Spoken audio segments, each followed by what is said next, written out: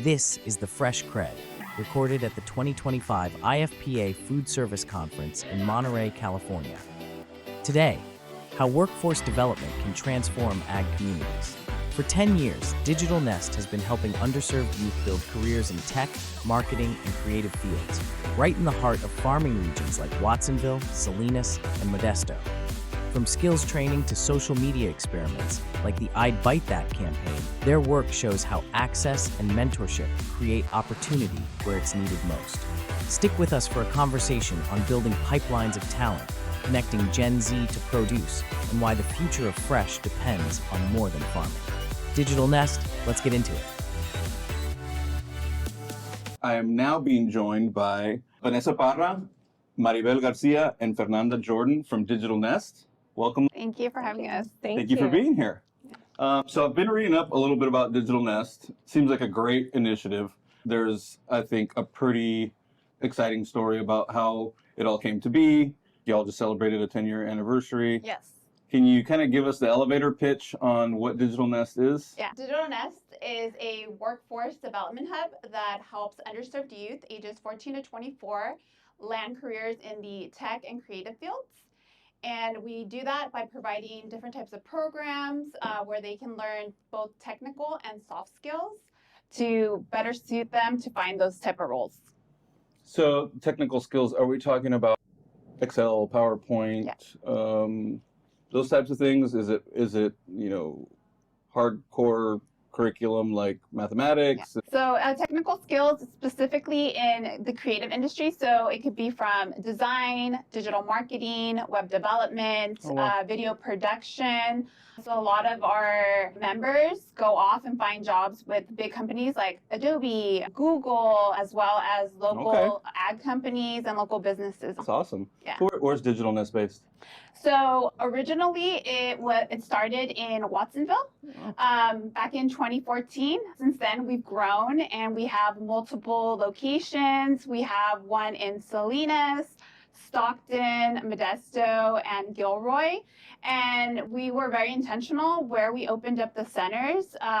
We decided to open them in predominantly agricultural communities because we've noticed that, again, the members we serve, they're Latinx, underserved youth. So we noticed that they lack resources and mentorship. And I know our CEO and founder, Jacob Martinez, he wanted to ensure that our youth had access to mentorship, resources, and things like that because they deserve that opportunity. Yeah, it's a two-way street, right? So we've talked about this before where folks, especially young people moving into a career. When we have a friend who's been on the podcast, who's a professor at Texas A&M of the Ag Sales Department. She published a book called Launchers, and it's about career launching, where a lot of folks, I think, come into ag a lot by accident. If it's not like direct from a agricultural standpoint, like a grower or even sales or marketer, not realizing that there are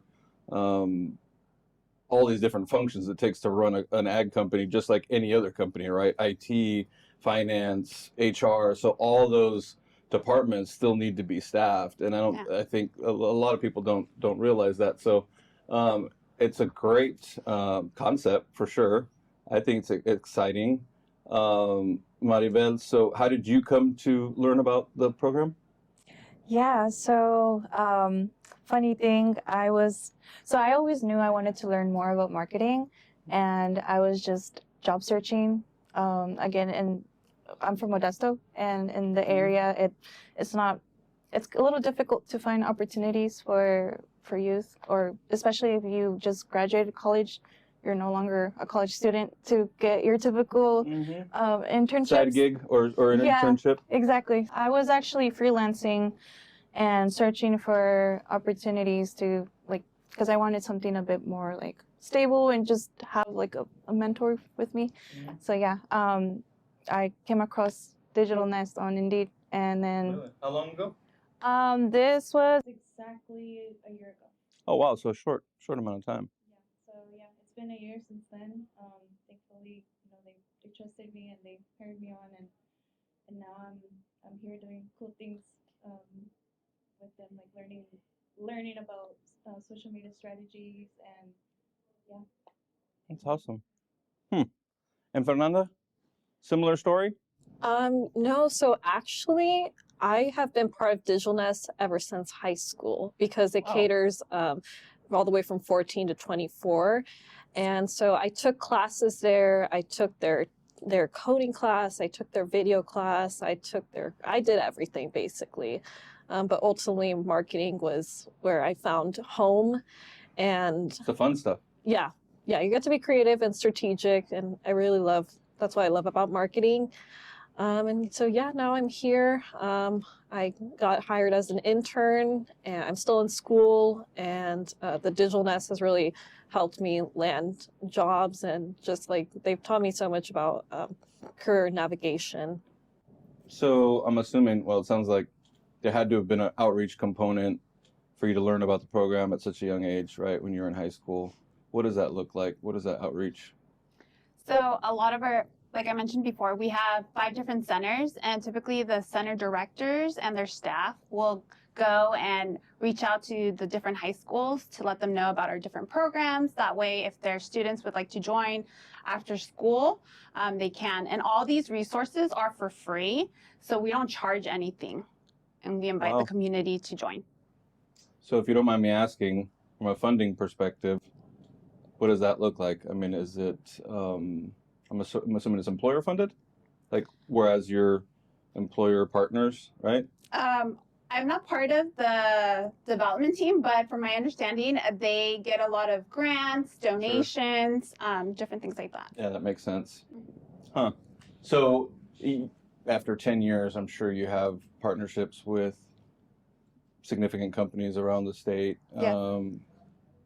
What would you say, like, some of the feedback is as to the importance of the partnership? I mean, I'm sure you guys, there's already a history of quite a number of companies supporting the program.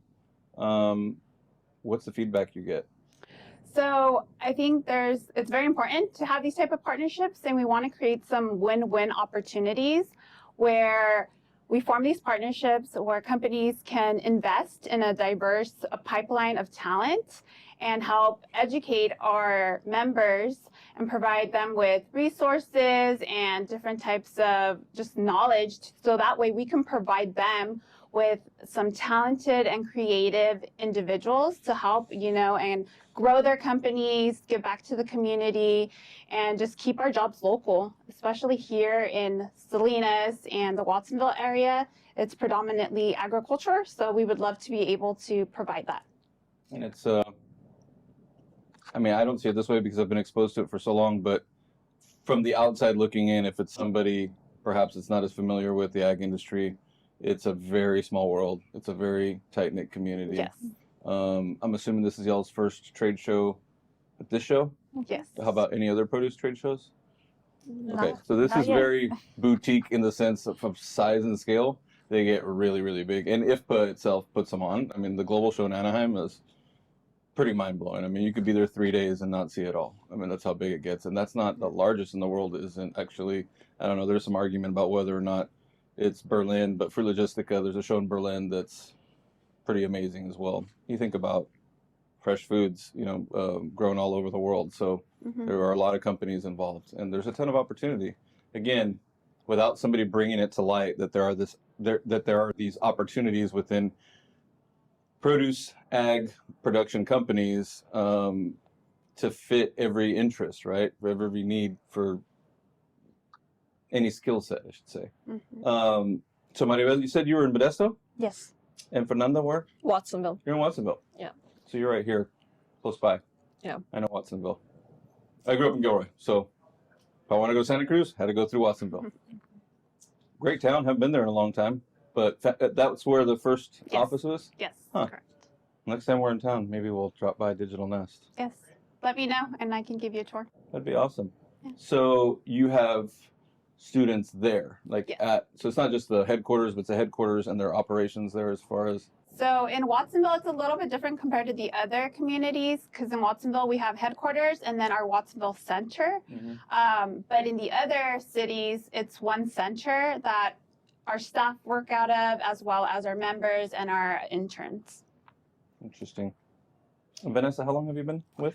I've been with Digital Nest for 2 years, but in my role for 5 months, I'm the digital marketing manager. My background is in marketing, specifically in the hospitality, tourism industry. I did do some food service, but mostly hospitality and tourism. But I've been with Digital Nest in a different role for the past 2 years, and we're building the marketing department specifically from scratch. And so we are really excited to be able to kick off our cohort with this specific project that we're working closely with the foundation. Yeah, so I was actually going to ask about that. So you all are working on a project with the Foundation for Fresh Produce, but it's a social media experimentation? Yes, correct. Can you expand on that, or is it top secret? No, I can talk Okay. about it. So the foundation reached out to us and they wanted to see if we can do some research and create a social media strategy to target Gen Zs in order for us to introduce fruits and vegetables and see what consumers are saying, because I know a lot of the different organizations want to know what consumers are saying. And we're still in the beginning stages of the campaign, but we've already started publishing. So those out there, if you'd like to follow us on Instagram or TikTok, it's called I'd Bite That. Right now, we're just testing and seeing what's working, what's resonating with Gen Zs, but it's been a really fun project to work on. That's neat. Are y'all working on the project as well? Yes. Yeah. How long has this been going on? The project? Yeah. Like around 2 months? Okay, Yeah. so it's relatively new. Yes. Is there like a finish line of sorts, or is this kind of just like a work in progress? I don't know if we'll continue, but for now, I think we're doing it until December. We're just testing things out to see how it works. That's interesting. Yeah. I like that. I like that for our tagline. I'd bite that. That's awesome. Every time we eat something good, we'll have to post it. Yeah. Well, that's cool. Going back to the students that you serve, are all of the jobs that they are funneled towards, per se, with ag companies, or are there also other opportunities outside of the ag industry? So we partner with a lot of big tech companies like Adobe, Google, Oh, yeah, and that's then right, you also local businesses. But we are trying to partner with, again, local ag companies because we're right here, right? We're Yeah. part of the community. So it'd be amazing to be able to get our interns to work with these different companies. It definitely makes sense. Anything that y'all saw during your trip here and during the show? You've been on the show floor, I'm assuming? Yes. Anything stand out that you saw that you weren't expecting? The innovation of how they're using fruits and vegetables in recipes. I tried an avocado fused chocolate. I also liked the statistics that in the panel that they were showing, that a lot of the research came from millennial females. And so I thought that was pretty interesting. And I also liked that there was there's not much insight about Gen X, but yeah, that the target audience seems to be females, millennials. Interesting. Yeah. Did you see anything that caught Yeah. your eye in particular? Oh, there were so many things. Obviously, the food was like my favorite part. Just taste You're talking about the testing. samples, booth Yes. samples, all that stuff. Yeah, that's pretty fun. Yes, like the samples are my favorite. I can't lie. But yeah, and you know the social media, I'd bite that. It's been a really fun project, and it's just really like coming here made me realize like how fun the food industry is as well, like in general, outside of social media, like the marketing, how creative they get with either the branding or just like the way they display. For example, I saw one of the booths, they were marketing I think they were condiments, but they were based on the Periodic table. Yeah. And I thought that was really creative and really fun. And you know, you can combine those condiments with whatever. It's amazing people don't run out of ideas. Yeah. I hadn't heard about that one. Have to track that down. Fortunately, we get to do this kind of stuff. Unfortunately, we miss most of the show floor, so we're relying on secondhand information. So we'll have to track that down. But that's interesting. Did you see anything, Vanessa, that that perhaps maybe stuck out to you? Oh, well, for me, I enjoyed the food as well, but what I really enjoyed was the information that they provided during the general session, going back on to the targeting female millennials and getting information on what they like, because I'm pretty much the target audience. Mhm. Everything they described, that's me. I felt like they were talking to me, where I care about eating more protein, more whole foods. I also enjoyed when they were talking about what they're doing for K through 12, because I have a daughter and I try my best to incorporate more fruits and vegetables in our meals. So all of that was really interesting. That's great. So you'll be here the rest of the day. Y'all are gonna hit the show floor. Yes. Till you drop, I guess, right? It's still a couple hours to go. Yeah.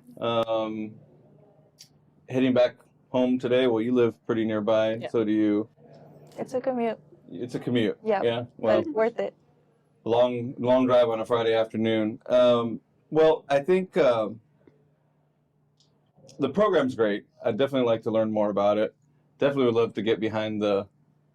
I almost forgot it already. I'd bite that. Yes. I'd bite that campaign. That sounds really fun. Any other goals the Digital Nest is working on? Just trying to find more partnerships to be able, again, to help our underserved youth find job opportunities, especially right now. As you know, the job market isn't the best. Sure. So we definitely want to help them. If we have either a member company, sponsor company, listener that's interested in learning more about Digital Nest, what should they do? They can go to our website, digitalnest.org, or they can reach out to me, Vanessa Para. All right. Awesome. Yeah. Well, hopefully we'll have some folks calling you. Yeah. Sounds like y'all are busy. Enjoy the rest of the day and the rest of the show. Thank you so much for being with us. We really appreciate it, and we'll hopefully see you soon at another event Great. or Thank in you. Watsonville. Okay, Thank thank you. you. So much. Thank you. That's Digital Nest, showing what happens when access and mentorship meet ambition. Before we go, 3 takeaways. Workforce development must start local to create lasting impact. Agriculture companies have a role in opening doors to tech and creative careers. Meeting Gen Z where they are, through social platforms, connects fresh produce to the next generation. Thanks to Vanessa, Maribel, and Fernanda for joining us. Series support: Wiggins Farms, IFCO, Little Bear Produce, Misionero, SunFed, Bourne Farms, and the International Fresh Produce Association. Follow and share this series.